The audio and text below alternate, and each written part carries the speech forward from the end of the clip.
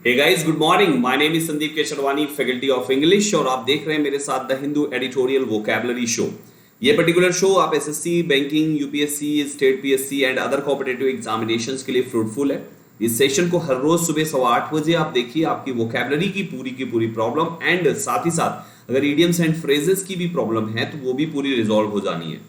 शुरुआत करते ही, ये मेरी सोशल मीडिया है जहां पे आपको इस सेशन का पीडीएफ मिलेगा, तो इस सोशल मीडिया को ज्वाइन कीजिएगा। आपको इस सेशन के अलावा भी बहुत सारे ऐसे सेशंस होते हैं जहां पर आपको वोकैबुलरी की लगभग 2000 से 4000 वर्ड्स की पीडीएफ ट्रिक के साथ आपको मिल जाएगी।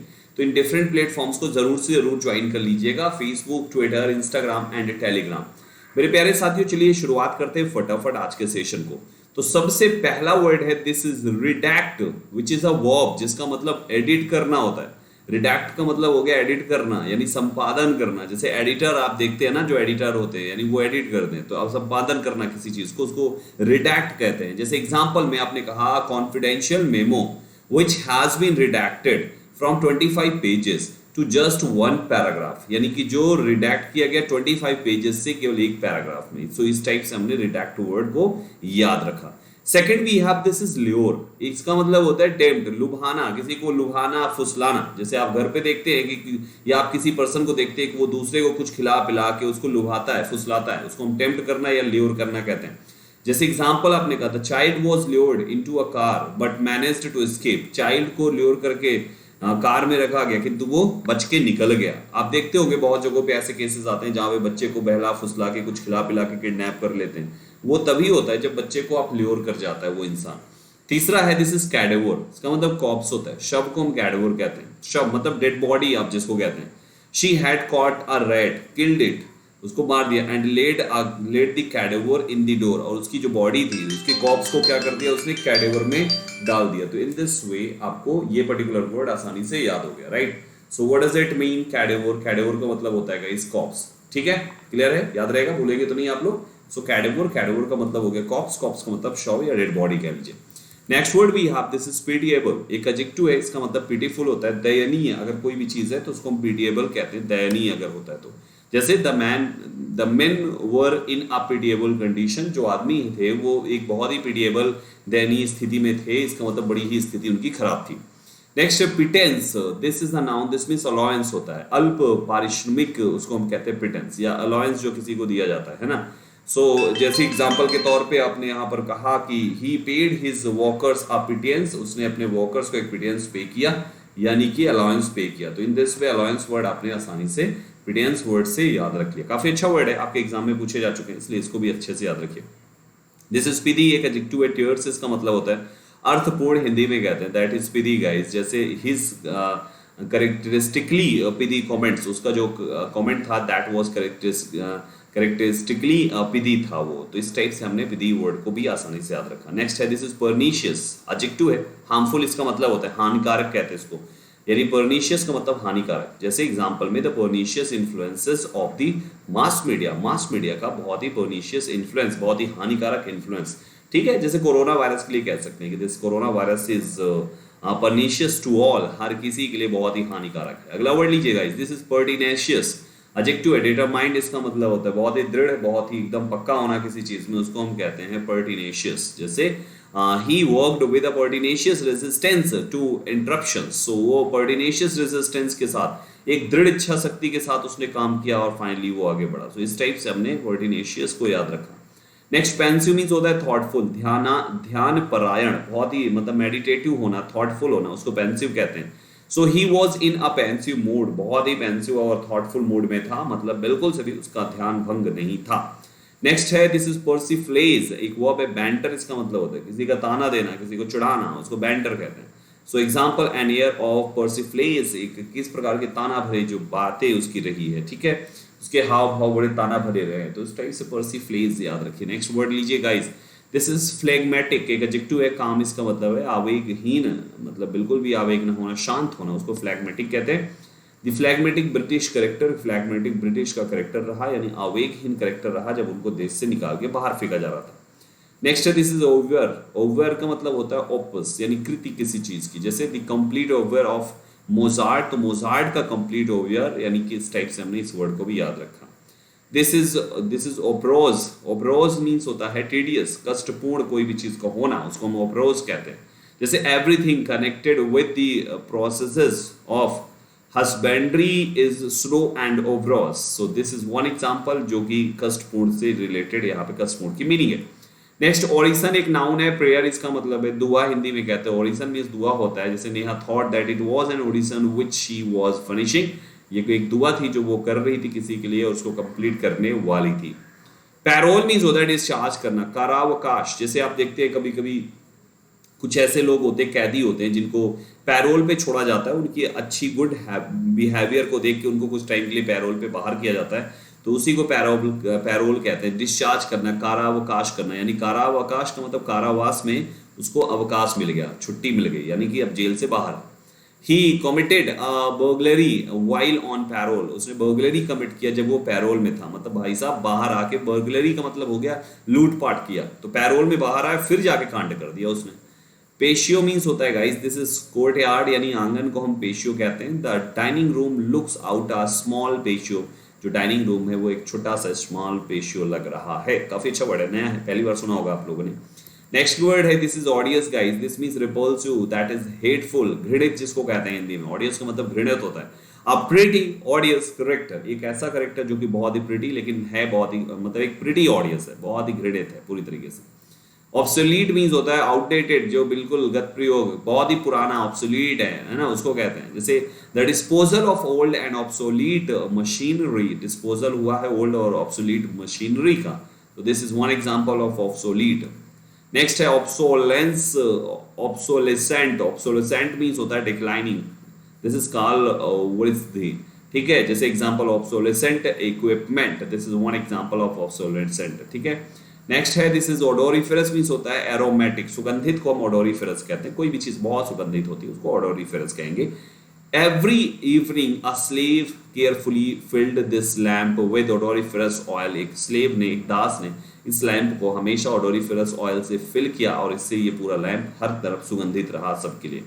मॉर्सल मींस होता है बाइट करना, निवाला, बाइट, उसको मॉर्सल कहते हैं। जैसे Juliet pushed a morsel of toast into her mouth, अपने मुख में उसने एक मॉर्सल ऑफ टोस्ट लिया, मतलब एक निवाला लिया, खाया, ऐसे कुछ कह लीजिए। मॉरिबंड मींस डाइंग, मृत प्राय, मतलब मरने की कगार में होना। तो on examination she was moribund and dehydrated, लगभग मरने की कगार में थी एग्जामिनेशन के टाइम में। नंब मींस होता है गाइस, दिस इज पैरालाइज्ड, यानी सुन्न पड़ जाना, उसको नंब कहते हैं ना, मेरे पैर एकदम नंब है, इसका मतलब वो एकदम पैरालाइज्ड टाइप के, my feet were numb with cold, ठंड से एकदम सुन्न पड़े हुए हैं। इम्बेसाइल मींस फूल, मूर्ख को इम्बेसाइल कहते हैं। Try not to make imbecile remark, बिल्कुल कोशिश करो कि किसी भी प्रकार का इम्बेसाइल रिमार्क ना कर पाए, यानी कि अच्छे ढंग से बातें करें, ना कि इम्बेसाइल रिमार्क करें। और वहीं पर ग्रिगेरियस एक एडजेक्टिव है जिसका मतलब सोशल, मिलनसार होता है, कोई भी मिलनसार को हम सोशल या ग्रिगेरियस कहते हैं। He was a popular and gregarious man, वो एक पॉपुलर और ग्रिगेरियस मैन है, बहुत ही अच्छा आदमी है, मिलनसार। वन वर्ड सब्स्टिट्यूशन की शुरुआत करते हैं। पहला है अ प्लेस फॉर इनवैलिड्स एंड कॉन्वलेसेंट्स, उसको हम कहते हैं सैनिटोरियम। आरोग्य आश्रम, उसको हम कहते हैं आरोग्य आश्रम, काफी अच्छा सा ये भी वर्ड है। rearing of silkworm, that means this is sericulture, रेशम कीट पालन को हम कहते हैं सेरिकल्चर, ठीक है। A speech made to oneself is known as soliloquy, आत्मभाषण हिंदी में कहेंगे।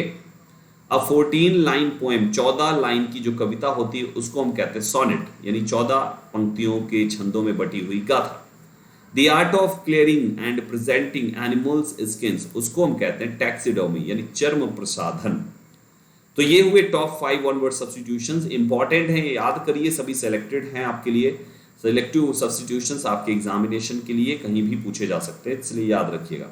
इडियम्स एंड फ्रेजेस में पहला है to pull a long face, लंबा फेस खींचना, दैट मींस लुक सैड, मायूस होना, क्योंकि जब आप मायूस होते तो आपका फेस उतर जाता है, लंबा हो जाता है। टू टाई द नॉट, गांठ बांधने को मतलब होता है टू गेट मैरिड, शादियों में गांठ बंधती है ना, तो उसमें शादी ही तो होती है, get married. Under somebody's thumb, किसी के अंगूठे के नीचे होना, that means be controlled by someone completely, किसी के द्वारा कंट्रोल किया जाना। वेट ब्लैंकेट, गीला हुआ ब्लैंकेट, इसका मतलब हुआ someone who prevents other people from having fun, दूसरे को, भाई किसी का ब्लैंकेट अगर आपने गीला कर दिया तो दूसरे के आनंद को किरकिरा कर देना, मजा किरकिरा कर देना। वुल्फ इन शीप्स क्लॉथिंग, भेड़ के रूप में भेड़िया, दैट मीन्स बहुत ही पाखंडी है, मौका देखकर तुम्हें मार देगा। तो ये हो गए आपके लिए टॉप 5 इडियम्स एंड फ्रेजेस। याद कीजिए स्टूडेंट्स, इंपॉर्टेंट है आप सभी के लिए।